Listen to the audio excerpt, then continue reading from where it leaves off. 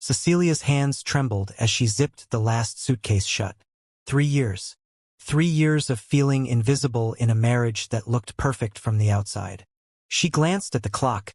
6:47 p.m. Anthony would be home by 7, and she'd finally tell him she was done. The penthouse stretched around her like a beautiful prison. Floor-to-ceiling windows showcased Manhattan's glittering skyline, but Cecelia barely noticed anymore. She traded her cramped studio apartment and dreams of opening her own bookstore for this gilded cage. And somewhere along the way, she'd lost herself completely. Her phone buzzed. Anthony's mother, Victoria. "Cecelia, darling, don't forget about dinner at the estate this weekend. The Vanderbilts will be there. Do try to wear something appropriate this time." Cecelia closed her eyes. The last appropriate dress Victoria had suggested cost more than Cecilia's father made in 2 months as a high school teacher. She typed back a simple, "I'll be there," and tossed the phone on the bed. "Actually talking to me now?" Anthony's voice came from the doorway. Cecelia jumped. He wasn't supposed to be home yet. Anthony stood there in his Tom Ford suit, tie loosened, looking exhausted. At 35, he was still devastatingly handsome. Sharp jawline, dark hair starting to gray at the temples. Those intense green eyes that once made her feel like the only person in the room. Now they just looked past her. "You're early," she said. "Finished the Tokyo call early." He noticed the suitcase. "Going somewhere?" "The estate. Your mother's dinner party. Remember, right? That." He ran a hand through his hair. "I'll probably have to fly to Singapore on Saturday, so." "Of course you will." The bitterness in her voice surprised even her. Anthony's jaw tightened. "What's that supposed to mean?" "Nothing. Forget it." "Cecelia." "I said forget it, Anthony." She grabbed the suitcase. "I'm staying at the estate tonight. I need some space." She pushed past him, and he didn't try to stop her. He never did anymore. The drive to the Hampton estate took 2 hours. Cecelia declined the driver Anthony insisted she use and took her own car. A modest Honda she'd bought with her own money from freelance editing work. It was one of the few things that still felt like hers.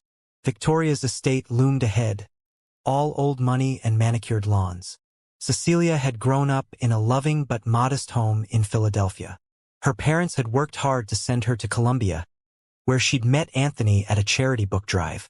He'd been there incognito, hiding from the press, and they'd spent 3 hours debating whether Toni Morrison or James Baldwin better captured the American experience. He never told her he was Anthony Whitmore, heir to the Whitmore technology fortune, until their 4th date. Back then, his wealth hadn't mattered. He'd made her feel seen, valued, loved. Now she couldn't remember the last time they'd had a real conversation. Victoria greeted her at the door with the usual air kisses that never quite touched Cecilia's cheeks. "Cecelia, you're early. And alone." "Anthony has work." "Of course he does. That's my son, dedicated." Victoria's smile didn't reach her eyes. "Well, come in. Your room is ready. Though I still don't understand why you don't stay in the main guest suite. It's much more suitable for Anthony's wife." The main guest suite was also right next to Victoria's room. Cecelia preferred the smaller room in the east wing. "I like the morning light there," Cecelia said diplomatically. Anthony's sister Charlotte arrived an hour later with her husband Bradley, a corporate lawyer who spoke exclusively in golf metaphors. Charlotte had Victoria's blonde elegance and the same way of looking at Cecelia like she was a puzzle that didn't quite fit. "Cece." Charlotte used the nickname Cecelia hated. "Still doing that cute little volunteering thing at the community center?" "I tutor kids in reading literacy every Tuesday and Thursday." "Yes." "How precious." "Bradley and I just donated to the Literacy Foundation Gala." "Much more impactful than hands-on work, don't you think? Reaches more people." Cecelia bit her tongue. She tried explaining once that the kids at Riverside Community Center needed more than money. They needed someone to show up consistently, to believe in them. Charlotte had just smiled and changed the subject. Dinner that evening was torture. Just family tonight, the big event was tomorrow. They gathered in the formal dining room where a chandelier worth more than most houses hung over a table that could seat 20. Anthony arrived late, barely acknowledging anyone as he took his seat beside Cecelia. His hand brushed hers as he reached for his wine glass, and she felt that familiar electricity. It made everything worse, that she still wanted him, still loved him, even as they drifted further apart. "Anthony, darling, tell us about the Singapore deal," Victoria said. Anthony launched into corporate speak. Cecelia watched him transform into the billionaire CEO everyone else saw, confident, articulate, powerful. She missed the man who used to read poetry to her in bed, who cried when they watched The Pursuit of Happiness, who once drove 2 hours to bring her soup when she had the flu. "Cecelia, you're awfully quiet," Victoria observed. "Nothing to add? I don't know much about tech acquisitions." "No, I suppose you wouldn't." Victoria's smile was razor-sharp. "Your background is in literature, isn't it? Such a creative field." Charlotte laughed.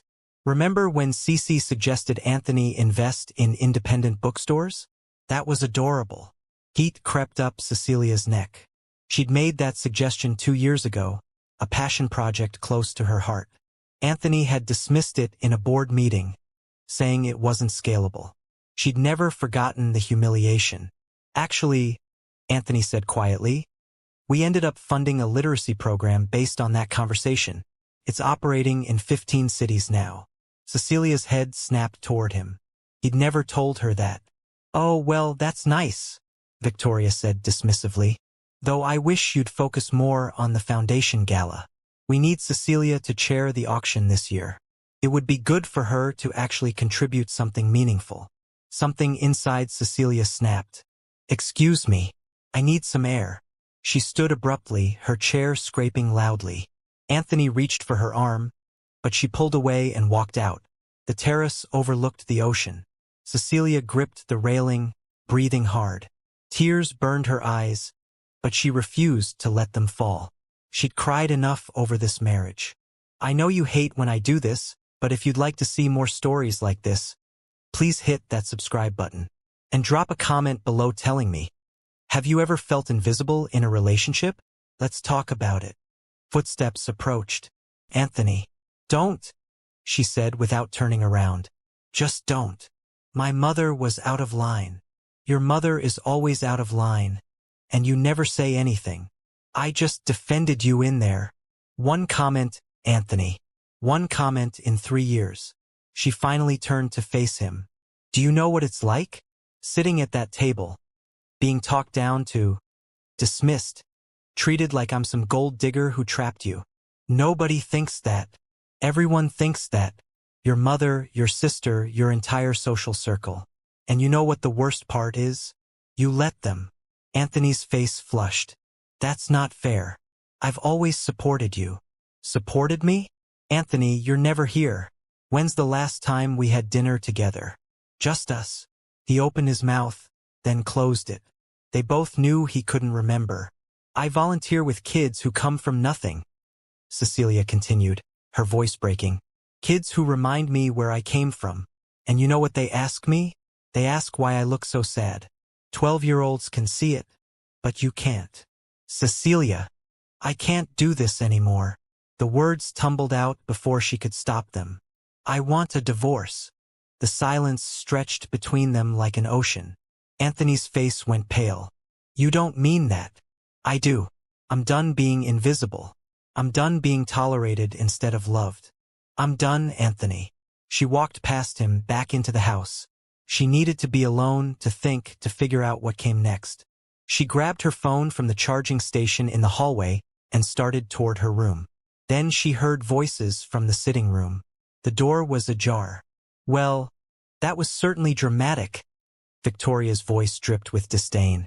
Cecelia froze. She should keep walking. But something made her stop, hidden in the hallway shadows. "Mother, please," Anthony said wearily.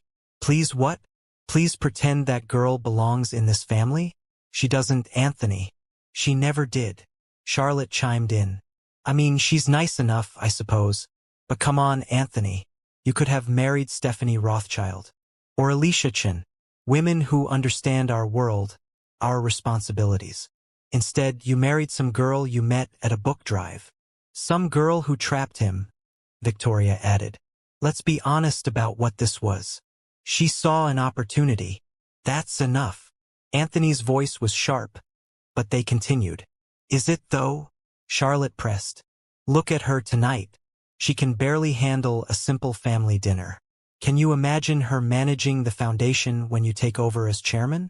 She'd be a disaster. An embarrassment. Bradley's voice joined in. No offense, man, but the optics aren't great. The board's already questioning. I said that's enough. Anthony's voice cracked like thunder.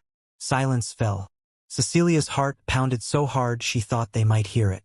Anthony, darling, we're just trying to help, Victoria said soothingly. You married beneath you. It happens. But it's not too late. A quiet divorce. A generous settlement.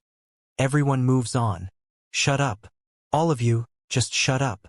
Cecelia had never heard Anthony sound like this. Raw, furious, broken. Excuse me? Victoria's voice went cold. I said shut up. I'm done listening to this. I've been done for 3 years, but I was too much of a coward to say it. Anthony, Charlotte started. No. My turn. You want to know why I married Cecelia? Because she's the only person who ever saw me as a human being instead of a bank account. Cecilia's breath caught. She pressed against the wall, tears streaming silently down her face. When I was having panic attacks so bad I couldn't breathe, Anthony continued, his voice shaking. When I was working 20-hour days and questioning if any of this mattered, when I was drowning in expectations and spreadsheets and board meetings, she sat with me. For hours. Just listening. Not fixing. Not judging. Just being there. That's what wives do, Victoria said dismissively. No, that's what Cecelia does. Because she has a heart the size of this whole damn estate. Do you know she volunteers at Riverside Community Center every Tuesday and Thursday? That she uses her own money from freelance work because she refused to take my credit card? That she's helped 15 kids get into college prep programs? Silence. She's never asked me for a single thing. Not one thing. The car she drives? She bought it herself. The clothes she wears? She shops sales. The woman sleeps in a guest room here because she doesn't want to impose on your space, mother. She bends over backward trying to fit into a world that treats her like garbage. And I let it happen. If she's so wonderful, why does she always look miserable? Charlotte's voice was smaller now, uncertain. The silence that followed was devastating. Because I failed her? Anthony finally said. So quietly Cecelia almost missed it. Because I was so terrified of losing her that I pulled away first. I threw myself into work because it was easier than facing how badly I was screwing up my marriage. I watched you all treat her like she didn't belong. And I said nothing because I'm a coward. Son, Victoria tried. She married me before the IPO, before the Forbes list, before any of it. She married a guy who was having a quarter-life crisis and questioning everything. And I repaid her by becoming exactly what she never wanted. Another billionaire who treats his wife like an accessory. Cecelia covered her mouth to muffle her sob. You asked about the Rothschild girl, Anthony continued bitterly. Stephanie's on her 3rd marriage to tech CEOs. Alicia's in rehab again. You want to know why? Because marriages in our world aren't real.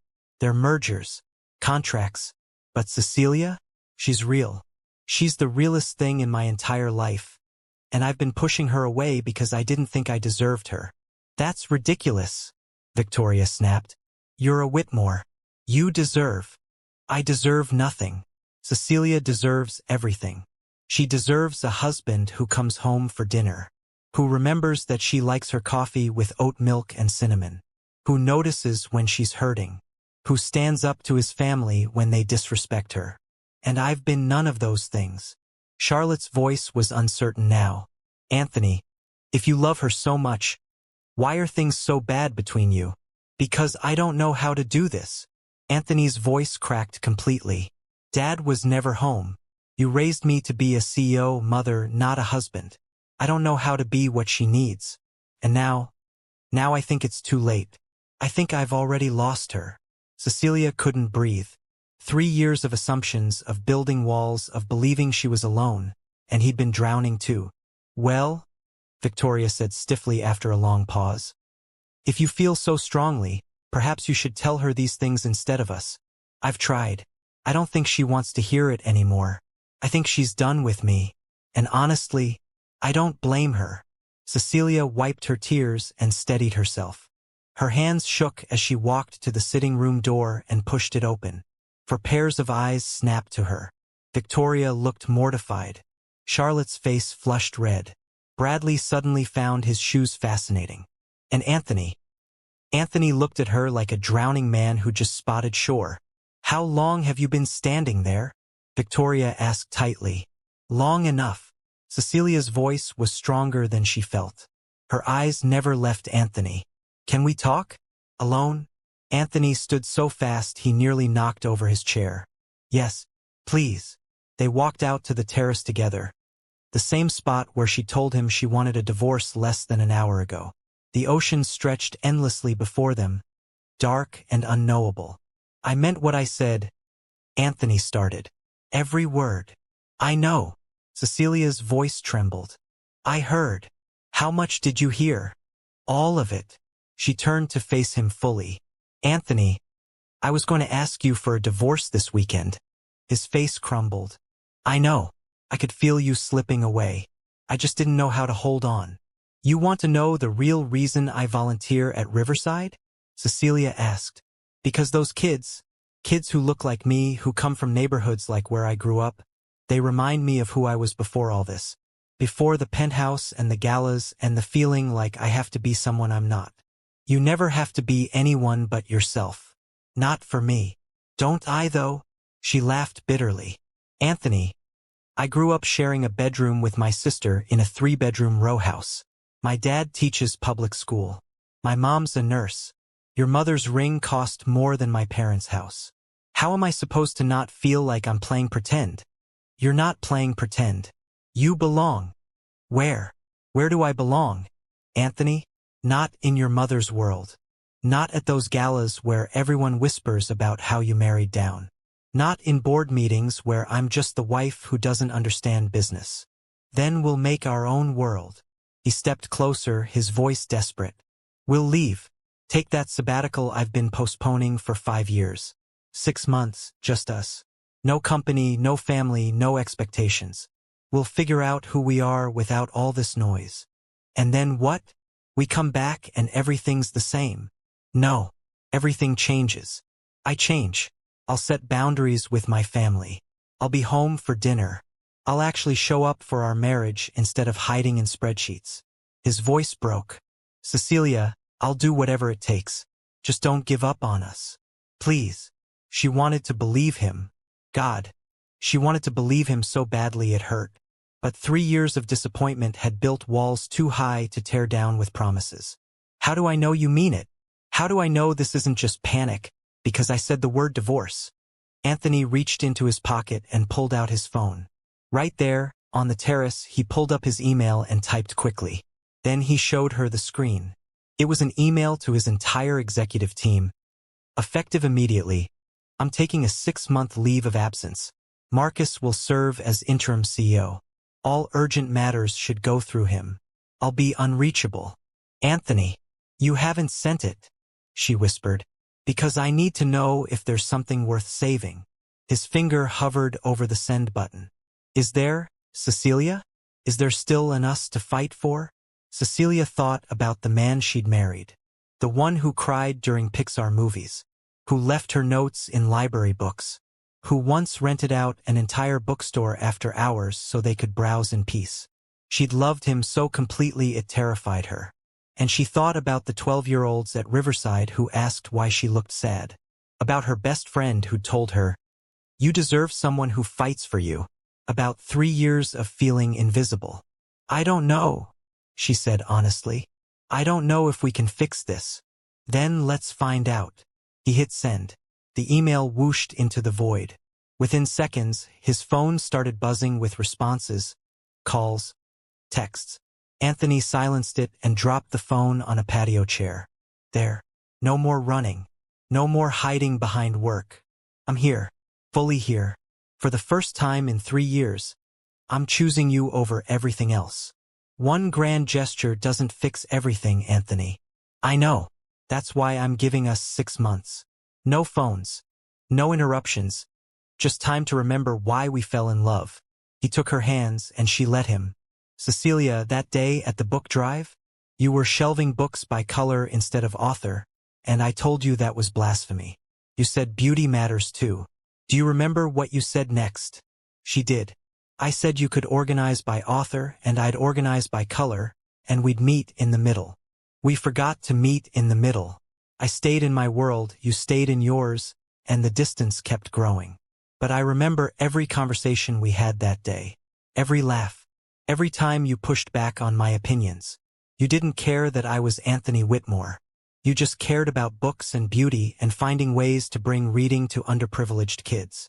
Tears streamed down Cecilia's face. That feels like a lifetime ago. So we build a new lifetime. Starting now. He squeezed her hands. I can't promise I'll be perfect. I'll probably mess up. But I can promise I'll actually try.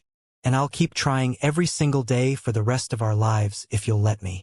Cecelia looked at their joined hands, her brown skin against his pale fingers. Once upon a time, she'd thought their differences made them beautiful together. Then somewhere along the way, those differences had felt like chasms too wide to cross. Your family will never accept me. Then they don't accept me either. You're my family, Cecelia. You're my home. Everything else is just noise. The board will lose their minds about you leaving. Let them. Marcus is capable. And if they can't handle me taking 6 months after 15 years of 80-hour weeks, maybe I've been working for the wrong company. I'm still angry with you. You should be. I've been a terrible husband. I gave up too. I stopped trying to talk to you. I just retreated. We both did. He brought her hands to his lips, kissing her knuckles gently. So we both do better. Deal? Cecilia's heart felt like it might crack open. Where would we even go for 6 months? Anywhere. Everywhere. Nowhere. We could rent a cabin in Vermont. Backpack through Europe. Buy an RV and drive across America. As long as it's just us, I don't care. A small laugh escaped her, surprising them both. You? In an RV? I'd live in a cardboard box if it meant fixing us. His smile was tentative, hopeful. Remember when we talked about opening a bookstore together? You'd run the literary side. I'd handle the business? What if we spent 6 months actually planning that? Making it real? That's insane. You're a tech CEO. I'm a guy who fell in love with a girl who sees the world differently than anyone I've ever met. A girl who taught me that maybe success isn't just about market cap and quarterly earnings. Maybe it's about impact, connection, beauty organized by color. Cecelia felt the walls she'd built starting to crack. It was terrifying. I'm scared. What if we try and it still doesn't work? Then at least we'll know we actually tried. But Cecelia? He cupped her face gently. I don't think we're broken. I think we're lost. And I think if we actually make time to find each other again, we'll remember why we fell in love in the first place.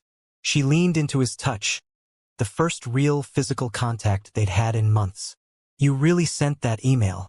You really just walked away from your company. I didn't walk away from anything. I walked toward you.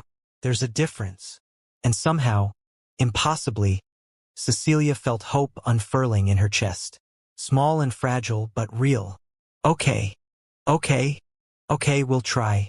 6 months. No phones, no company, no family obligations. Just us figuring out if we still work. Anthony pulled her into his arms, and she let herself be held. He smelled like his expensive cologne, and something underneath that was just him. She'd forgotten how perfectly she fit against his chest. I love you, he whispered into her hair. I never stopped. I just forgot how to show it. I love you too. But love isn't enough if we don't do the work. Then we work. Every day. Whatever it takes. They stood there on the terrace for a long time, just holding each other while the ocean whispered against the shore. Inside, his family was probably still reeling from Anthony's outburst. Tomorrow would bring complications, logistics to figure out, expectations to manage, a life to temporarily pause. But right now, in this moment, Cecelia let herself believe they might actually make it. That the man she'd married wasn't completely lost. That the love they'd built wasn't completely broken. That sometimes the bravest thing you can do is fight for what you're about to give up on. "Hey," Anthony said softly. "Want to get out of here? Drive somewhere? Talk until sunrise like we used to?" Cecelia pulled back to look at him. His eyes were red. His careful composure completely shattered. He looked vulnerable and real in a way she hadn't seen in years. "Yeah," she said. "I'd like that." They walked back through the house hand in hand. Victoria stood in the hallway, clearly having been waiting for them. "Anthony, you can't just—" "Not now, Mother." His voice was firm but not cruel. "Cecelia and I are leaving. We'll be in touch. But the dinner party tomorrow. Cancel it. Or don't. But we won't be here." They drove away in Cecilia's Honda, leaving behind the estate and expectations and everything that had been weighing them down. Anthony's phone continued buzzing with increasingly frantic messages until he finally powered it off and tossed it in the back seat. "That felt good," he admitted. Cecelia laughed. A real laugh that felt rusty from disuse. "Your assistant is probably having a heart attack. Patricia's been telling me to take a vacation for 5 years. She'll survive." They drove aimlessly, talking about everything and nothing. Books they'd read. Dreams they'd abandoned. Fears they'd never voiced. Anthony told her about the panic attacks he'd hidden from everyone. Cecelia told him about crying in her car after family dinners. They laid their wounds bare, and somehow that vulnerability felt like the first step toward healing. As dawn painted the sky pink and gold, they sat in a 24-hour diner, sharing waffles and coffee. Anthony had syrup on his chin. Cecelia reached over to wipe it off, and he caught her hand, pressing a kiss to her palm. "We're going to make it," he said. "Maybe," she replied, but she was smiling. And for the first time in 3 years, Cecelia actually believed in maybes again. If this story resonated with you, if you've ever felt unseen or fought to save something worth saving, do me a favor. Hit that like button and drop a comment sharing your thoughts.